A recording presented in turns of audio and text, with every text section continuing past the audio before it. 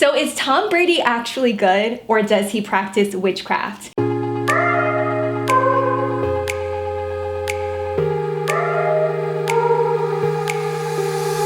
in a recent interview, he actually revealed that his wife is a witch. And not only that, he credits a lot of his winning streaks to his wife and the altars that she builds and the potions that she makes. And I want to talk about it from a Christian perspective. What is witchcraft? What are witches? And what does God think about it? So if you don't believe that witches are real, here is your wake-up call. They are real. So oftentimes growing up, we've only seen witches in Disney movies like Snow White and all of that, creating their magic potions and all of that. Let me remind you that witches are still alive today and they look like average people. If you don't believe me, hashtag witch talk on TikTok, and I promise you that's where you will see a lot of them creating their magic spells and building their altars and creating potions. It's a real thing. And if you're wondering whether or not witches and spells and all of that is real, it's 100% real, but it's also 100% demonic as well. So whether there are good witches or bad witches, or whether some claim to do white magic or dark magic, it doesn't matter. It's still demonic. It's still something that God absolutely despises. And I would encourage y'all to stay away from it. So let's talk about the recent interview with Tom Brady as he talks about his wife creating magic potions and spells and building altars in order to help him win games. Tom Brady spills the beans about how he is able to win his games. And he mentions that his wife builds altars, that he wears healing stones and protection stones, and she's able to create specific potions and chants and all of this to help him win games. And a lot of people thought this was funny, but let me remind you, this is witchcraft. This is a spirit of divination, and it is something that goes completely against God.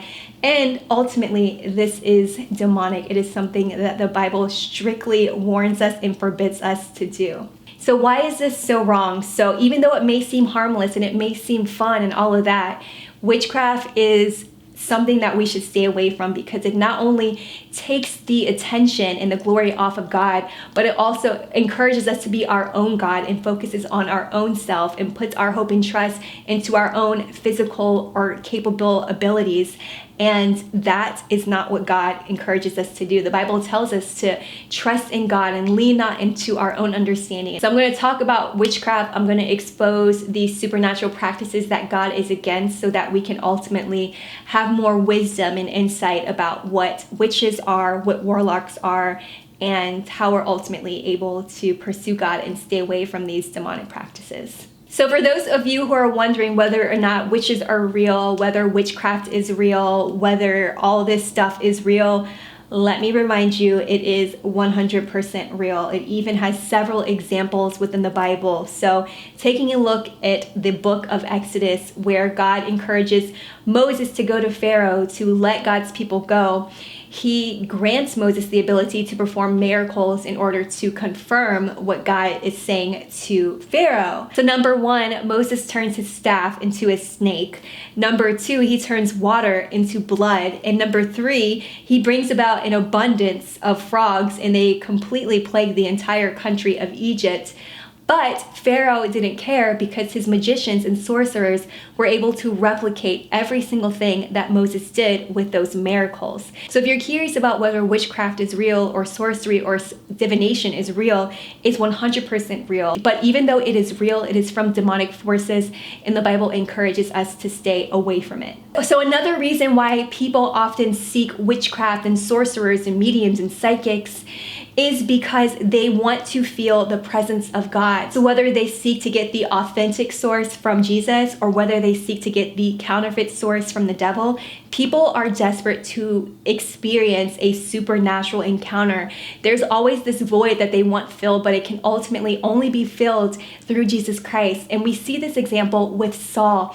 So in 1 Samuel chapter 8, Saul mentions that he decided to seek a medium because he no longer felt close to God. He said that God no longer spoke to him through prophets or through dreams, and because of this, he decided to seek a medium. When you look closely within the Bible, not only does the Bible mention that Saul knew this was wrong, but the medium also knew that this was wrong. So in 1 Samuel chapter 28, verse 3, the Bible mentions that Saul disguised himself so when he actually went to the medium, that she wouldn't have known that it was him, because Saul actually banned mediums and spiritists and witches from Israel. In the story alone, we're able to see that witchcraft is wrong. Seeking mediums and spiritists are wrong. One of the reasons why people do it is because they want to experience an encounter with God, but instead of going to these mediums and spiritists to fill that void and to gain a supernatural experience, we have to be able to turn to God and take that time and read our Bibles and to pray and to surround ourselves with believers and go to church in order to truly be able to experience that supernatural encounter with God. So I know that we all are desperate to experience God and to feel Him and to be able to experience those supernatural encounters, but I promise you, you will only temporarily fill that void if you go to witchcraft. That eternal void that you need to fill is only found through Jesus. I also want to remind you that witchcraft is demonic, and we see this in Acts chapter 16, verse 16, with the fortune-telling slave. So the story starts off with Paul and Silas, and there is a girl, and she's called the fortune-telling slave. She was actually a slave. So the story starts off with Paul and Silas, and there's this girl, and she was called the fortune-telling slave.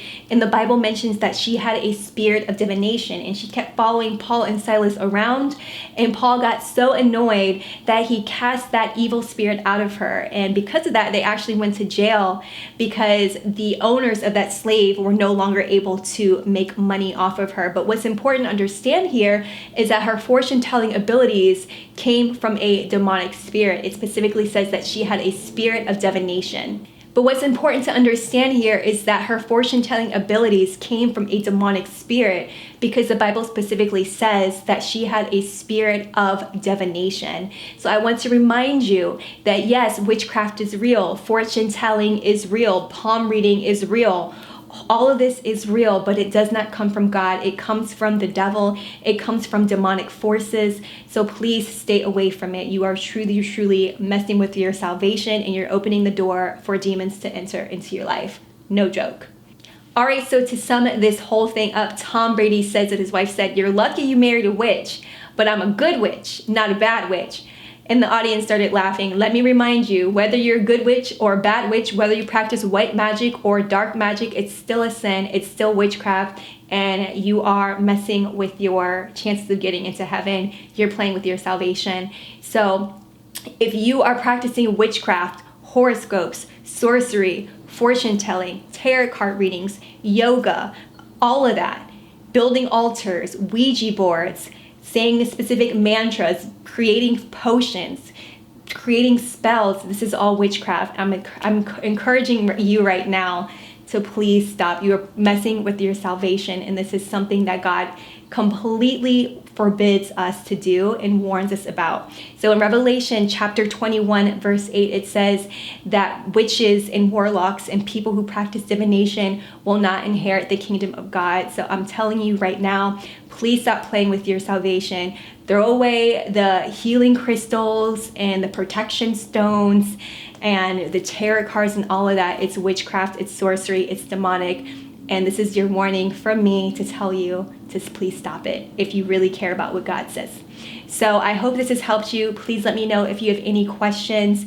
If you are a woman who desires to grow closer to God and you want to join a community of women and Christians and believers, then be sure to join the Glam Fam. You can click the link right here, one of these, and also you can download it in the link below. For all you Christian content creators, if you feel as though God is calling you to create more content, join me for my Christ-like Confidence on Camera Masterclass. It's 100% free. You can click that link below as well.